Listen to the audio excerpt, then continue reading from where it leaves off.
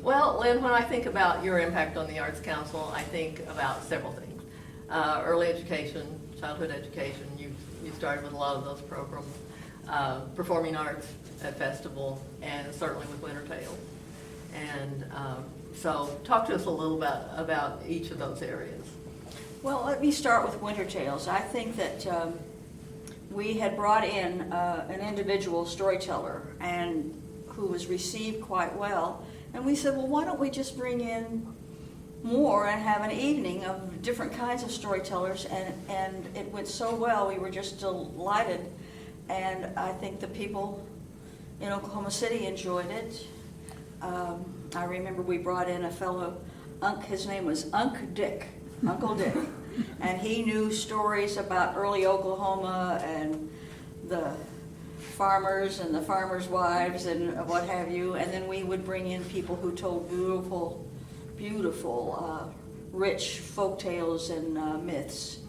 And so I felt that we offered something new to our city. I'm glad we did it. And now that came the Territory Tellers. Absolutely. The first Territory Teller meeting was held in this room. And we didn't know really what to call ourselves. And we thought, well, we're from Oklahoma Territory, and we'll just call ourselves the Territory Tellers. And it's still going, I'm assuming. Still Yes. going, Yeah. the name So, has held on. yeah, I think, wasn't the first storytelling thing we did, wasn't it in the summer? Didn't we do it around the 4th We of did it in July? the summer, the 4th of July, Yeah. and then from then on, switched it to wintertime because, Because we liked the name so well that we needed to switch to winter time. well, and stories are traditionally told Sure. in, the Irish call it the coming in when it starts getting dark early. In the fall, they begin to tell the stories, and then in the winter, that's the time for stories. And that's true with Native American cultures too. Right. Is the Well, stories and are told in the winter. You were a featured teller more than once Yes, I with it, was. so. Well, it's kind of nice running the show. I got to bill myself. Absolutely. So, tell us what stories you specialize in. It's kind of in the tradition of storytelling to have a niche. And my niche is sky lore and stories about the stars. And someone asked me one time, did I think that was a little excessive to pick the universe out as my niche? But I didn't think so. So, well, some people will tell historical tales, some family tales, some stay just with folklore.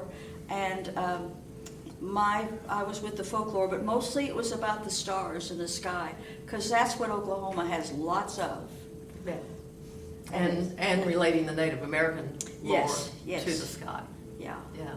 So, what about the early days of festival in education and performing arts? Some of those things. I can remember that we put together a troupe of artists. We had a musician, a dancer, a theater person, and who am I missing? I think was that the Zany Arts Players? Is that the ZAP? No, Is that a not different the one? same as the ZAP. What were they called? Was it CETA funded? I think it may have I think been. it was. The Lucky Penny Players, is that it? No, that was before Another one? You know, what were they called? What did we call I them? don't remember if we had Randy here could tell us. Yeah. But anyway. But anyway, it was a wonderful group. They were very talented, and they did go into the schools and into senior citizen homes and places where you would not expect to see that kind of performance.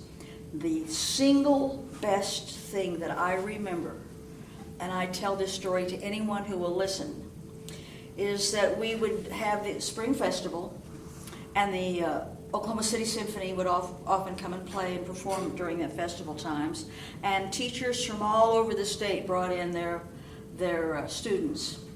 And there was an afternoon, and the bleachers were filled with a bunch of boys, high school kids, and they, teachers had drug them up here and said, "We're going to give you a little dose of culture," And they're sitting there and they're jabbing each other and they're poking and they're being teenage boys. The symphony started playing, and they were playing Beethoven. And pretty soon they got to that last movement of Beethoven. And the kids, those boys, started listening.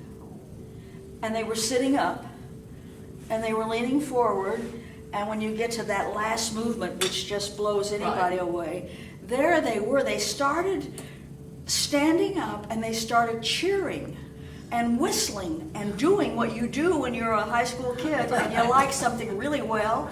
And they were stomping and yelling and whistling, and the orchestra was blasting out that last movement. It was just a joyous thing because it touched them, and they responded in the way that they know to respond. It's my favorite thing ever. It's why we did what we did. It's why we did what we So- did, indeed.